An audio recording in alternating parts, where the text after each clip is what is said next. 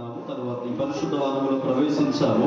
పరిశుద్ధ వారంలో ప్రవేశించిన మొదటి దినాన ఆదివారపు దినాన యేసుక్రీస్తు ప్రభుల మీద ఇంత కక్షగా సాధించడానికి యేసు ప్రభు వారి మీద యూదులు కావచ్చు, లేదా రోమా అధికారులు కావచ్చు, అన్యులు కావచ్చు, యేసు ప్రభు మీద ఎందుకు అంత ద్వేషాన్ని పెంచుకున్నారు అనే విషయాన్ని ఈరోజు 7 మాటలో జ్ఞాపకం చేసుకునే మన అందరికీ కూడా ఖచ్చితంగా తెలుసుండాలి. హల్లెలూయా. చాలా మందికి ఆ యొక్క విషయాలు తెలియక 7 మాటలు జ్ఞాపకం చేసుకుంటాం, కానీ దాని వెనకతలో ఉన్నటువంటి అంటే దేవుని యొక్క ప్రణాళిక ఏంటో అర్థం కాదు. అసలు యేసు ప్రభు వారి మీద ఆయన చేతులతో తీసుకొని తిన్నారు, ఆయన స్వహస్తాలతో తాకితే ఆరోగ్యాన్ని పొందారు, చనిపోయిన వారు తిరిగి లేచారు, సమృద్ధి అయినటువంటి ఆశీర్వాదాలు, సకల ఐశ్వర్యాలు ఈరోజు సర్వ ప్రపంచంలో దేవుని గురించినటువంటి సువార్త ప్రకటించబడుతూ ఉన్నప్పటికీ ఆనాటి కాలంలో యేసుక్రీస్తు ప్రభుల వారిని విస్తారముగా వెంబడించినటువంటి జనాంగము ఒక్కసారి ఎందుకు వ్యతిరేకస్తులుగా మారిపోయారు ఖచ్చితంగా మనకి తెలుసుంటారు. అంటే ఈ ఫామ్స్ అంటే ఏదైతే ఉందో మటలాదివారంలో యేసుక్రీస్తు ప్రభుల వారు జయప్రవేశం చేసిన తర్వాత అందరూ అనుకున్నారు యేసు ప్రభు వారు ఇక రోమా ప్రభుత్వాన్ని అంటే ఆయన ఆక్యుపై చేసుకుంటాడు, ఆయనే రాజు, ఇక నుంచి మనకి పిలాతు కానీ కైసర్ కానీ హేరోదు కానీ ఎవరు రాజుగా ఉండరు అనే అపోహల బ్రతుకుతూ ఉన్నారు.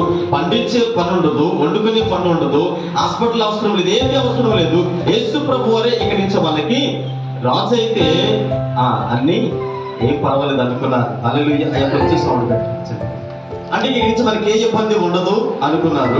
అంటే ఆ రకమైన ఆలోచనలో ఆ ప్రజలు బ్రతుకుతున్నప్పుడు యేసు ప్రభువు ఒక్కసారిగా అన్నారు, నా రాజ్యం వేరు, మీ రాజ్యము వేరు, నా ఆలోచన విధానాలు వేరు, మీరు ఆలోచించే విధానము వేరు. పిల్లరా, అయితే ప్రజల ఆలోచనలు మారిపోయి అంటే అలాంటి అవసరం తెలిసలేనప్పుడు మనకెందుకు రాజు అనుకున్నారు.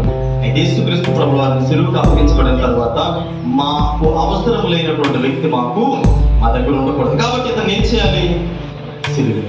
అందుకని సిలువలో యేసుక్రీస్తు ప్రభువు వారు మొట్టమొదటి మాట అంటే వాళ్ళ ఉద్దేశాలు ఎలా ఉన్నాయి అని అంటే ఇతన్ని భౌతికమైనటువంటి శారీరకమైనటువంటి రాజుగా ఊహించుకున్నారు, ఆయన పరలోక రాజ్య సంబంధమైనటువంటి రాజుగా ఆయన మాట్లాడుతూ ఉన్నారు. అందుకని యేసుక్రీస్తు ప్రభువు వారు సిలువలో పలికిన మొట్టమొదటి మాట ఏంటంటే, తండ్రి మీరు ఏం చేస్తున్నారు వీరికి తెలీదు. లోకసువార్త 23వ అధ్యాయం 34వ వచనంలో మొదటి మాట మనం జ్ఞాపకం చేసుకుంటూ ఉన్నాము. తండ్రి మీరేమి చేస్తూ ఉన్నారు వీరికి అర్థం కావడం లేదు కనుక దయచేసి వీరిని ఏం చేయాలి? క్షమించు. ఎందుకని వారి ఆలోచన విధానాలు వేరు, వారి తలంపులు వేరు, వారు కోరుకునేటువంటి రాజ్యం వేరు, కానీ నేను ఆలోచించేది వేరు. హల్లెలూయా. ఈరోజు ఇక్కడ కూర్చున్న మనము కూడా మన ఆలోచన విధానాలు వేరు ఉండొచ్చు, కానీ దేవుడు ఆయన రాజ్యానికి మనల్ని స్వతంత్రంగా చేయడానికి ఇష్టపడుతూ ఉన్నాడు. పిల్లలు, ఒకవేళ మనకు ధనము కావాల్సి ఉంటే దేవుడు ఖచ్చితంగా ధనాన్ని ఎలా సంపాదించాలో చెప్పేటువంటి వ్యక్తిగా వచ్చేవాడు. ఒకవేళ ఆరోగ్యం కావాలంటే ఒక మంచి వైద్యుడిగా వచ్చి ఉండేవాడు, లేదంటే మనకి వేరే అంటే టెక్నాలజీ కావాలంటే శాస్త్రవేత్తగా వచ్చి ఉండేవాడు. కానీ మన జీవితంలో ఏమి కావాలంటే పాపానికి ప్రక్షాళన కావాలి. అందుకనే శ్లోకాల్లో కానీ ఉపనిషత్తులు కానీ ఒక మాట ఉంటుంది, సర్వ పాప పరిహారం రక్త ప్రోక్షణ ఆవశ్యకం తదరాత్మ పరమాత్మైన పుణ్యదాన బలియాగం. అంటే సర్వ మానవాల పాపముల కొరకు పరిశుద్ధుడైన వాడు, నీతిమంతుడైన వాడు పాపాన్ని పోగొట్టగలిగినటువంటి పరిశుద్ధుడు కావాలి.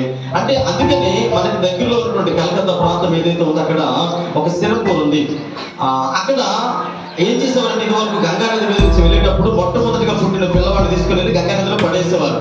మన తాతల కాలంలో ఎందుకు పడేసేవారు అని అడిగితే చరిత్రను చదువుతున్నప్పుడు వారు అంటారు, అయ్యా తొలిచూరు పిల్లవాడిని గంగానదికి మేము సమర్పిస్తే ఆ తర్వాత పుట్టే పిల్లలందరూ కూడా ఆరోగ్యవంతులుగా ఉంటారు, ఐశ్వర్యవంతులుగా ఉంటారని ఒక అంటే చరిత్రలో మనం జ్ఞాపకం చేసుకుంటున్న విలియం కేజీ గారి దేశానికి వచ్చిన తర్వాత ఆయన అయ్యా ఇది తప్పు, దేవుడిని కోరుకోలేదని జనాలందరినీ ఖండించిన తర్వాత అంటే వాళ్ళ అపోహ ఏంటంటే పశువులను బలర్పిస్తే ఏం జరుగుతుంది? పాపపక్షాలను జరుగుతుంది అనుకునేవారు. ఆ తర్వాత వారికి అర్థమైంది ఏంటంటే జంతువుల్లో ఆత్మ లేదు. హల్లెలూయా. జంతువుల్లో ఆత్మ లేదు కనుక దాని యొక్క బలి అర్పణ ద్వారా మనుషులకి పాపక్షమాపణ లేదు. అంటే మనుషులు తీసుకెళ్లి గంగానదిలో పడేస్తే మనుషులు ఏముంది? చిన్నపిల్లలు ఆత్మ ఉంది కనుక ఖచ్చితంగా మనకి పాపపక్షాలు వస్తుంది అనుకున్నారు. ఆ తర్వాత అర్థమైంది మనుషుల్లో కూడా పాపం ఉంది. అందుకని రోమేలకు రాసిన పత్రికలో మనం చదవవసరం లేదు, కానీ ప్రతి మనుషులు పాపము చేసి దేవుడిని గురించి మహిమను పొందలేకపోతున్నాడు కనుక పాపముతో ఉన్న మనిషి ఎన్ని పూజలు పురస్కారాలు చేసిన పాపపక్షాలను రాదు. యేసుక్రీస్తు ప్రభువు వారు ఆయన పరిశుద్ధుడిగా, నీతిమంతుడిగా, యథార్థపరుడిగా ఆయన లోకానికి వచ్చాడు కనుక ఆయన మరణిస్తే పాపములకు క్షమాపణ. ఆ సత్యము ప్రజలకు తెలియదు, యూదులకు కానీ రోమిలకు కానీ అన్యులకు కానీ అక్కడ ఉన్న జనాంగం ఎవరికి తెలియదు. వారు ఏం పలుకుతున్నారు, ఏమి కేకలిస్తున్నారు కూడా తెలియదు, కానీ యేసు ప్రభు వారికి తెలుసు. వారి వారికి తెలియదు అనే విషయం ఎందుకని అంటారు తండ్రి, వీరేమి చేస్తున్నారు వీరికి తెలియదయా, దయచేసి వీరిని క్షమించు. ఆయన అర్థం చేసుకున్నాడు, మనం అర్థం చేసుకోలేకపోతున్నాం. హల్లెలూయా. అందుకనే మత్తయి సువార్త 9:6 అంటాడు, పాపములు క్షమించే అధికారం ఎవరికి ఉంది? మనుష్య కుమారుడికి మాత్రమే పాపములు క్షమించే అధికారం ఉంది. అందుకని శాస్త్రుల పరిశీలన అంటారు, ఏమయ్యా పాపములు క్షమించడానికి నువ్వు ఎవరు అని అంటే ఆయన అంటాడు, పాపములు క్షమించడానికి. నిజానికి అక్కడ జరిగిన సంఘటన ఏంటంటే ఒక గుండు భిక్షగాడు ఉన్నాడు. ఆయన అంటాడు, దావీదు కుమారుడా ఆయనను జ్ఞాపకం చేసుకో అనేటువంటి మాటలు చాలా సందర్భాలు వింటాము. ఇప్పుడు ఆ గుడ్డివాడు అంటూ ఉన్నాడు, ఒక గుడ్డివాడికి ఏం కావాలి? క్యాన్సర్ వ్యాధి ఉన్న వాడికి ఏం కావాలంటే ఆరోగ్యం కావాలి. ఇప్పుడు యేసుప్రభువు వచ్చి అంటాడు ఆ గుడ్డివాడి దగ్గరికి, అయ్యా నీ పాపములు క్షమించి వెళ్ళిపో అంటే, గుడ్డోడికి కావలసినంత కన్నులు కానీ పాపము, ఈయనటి పాపములు క్షమించమంటూ ఉన్నాడు అంటే క్షమించాలంటూ ఉన్నాడు. అసలు ఆ అధికారం ఎక్కడిది? యెహోవా దేవుడు కదా దేవుడు అధికారం ఇచ్చాడు. యేసుక్రీస్తు ప్రభువులకు ఆ అధికారం ఎక్కడిది అని అంటే, నిజానికి మనుషుడికి ఏం కావాలని చెప్పాను? పాప పక్షాలను కావాలి. ఆస్తి కాదు, ఐశ్వర్యం కాదు, అందం కాదు, కానీ ఈ లోకంలో ఒక మనుషుడికి పాప పక్షాలను కావాలి కనుక అది తెలియక పాకులాడుతూ ఉన్నా. యేసుక్రీస్తు ప్రభువు వారు అతను గ్రహించారు కనుక ఆయన అంటాడు, అయ్యా నీ పాపములు క్షమించబడ్డాయి, నువ్వు వెళ్ళిపో అంటే వాళ్ళందరూ ఆశ్చర్యంగా చూస్తూ ఉన్నారు. ఈ రోజు మన జీవితంలో మొట్టమొదట మనం జ్ఞాపకం చేసుకునేటప్పుడు, ఈ రోజు మనం చేసే భక్తి, మనం చేసే సహవాసం, మనం చేసేటువంటి ఆ ప్రార్థన జీవితం సమస్తమును కూడా ఏ ఉద్దేశం ఉంటే చేస్తూ ఉన్నాం? ఆ రోజు రొట్టెల కోసం యేసు ప్రభువును వెంబడించిన గుంపులో ఉన్నామా, లేదంటే స్వస్థతల కోసం వెంబడించిన గుంపులో ఉన్నామా, లేదంటే అద్భుత కార్యాలు ఆశ్చర్య కార్యాలు చూసేటువంటి గుంపులో ఉన్నామా? అది యేసుక్రీస్తు ప్రభువు వారిని మన జీవితంలో అవి కావాలి ఇవి కావాలని విసిగించే గుంపులో ఉంటే మనకు వచ్చే ప్రయోజనం ఏమి కూడా. ఈ రోజు మన జీవితాలు ఎలా ఉన్నాయంటే, ఆ మాట చదివినప్పుడు మనం చదివిన లేఖన భాగంలో 34వ వచనంలో 23వ అధ్యాయం లోక సువార్త 34వ వచనంలో అంటాడు, అక్కడ మొట్టమొదటి మాటలో తండ్రి మీరు ఏమి చేస్తున్నారో మీరు ఎరుగురు గారికి మీరు క్షమించము అన్న తర్వాత కింద మాటలో ఉంటుంది, ఆయన పై వస్త్రములు ఏం చేశారట? ఈరోజు ఈ మాట నేను చెప్తే ముగించేస్తాను. పై వస్త్రాలను తీసుకొని పనిచేసుకున్నారు.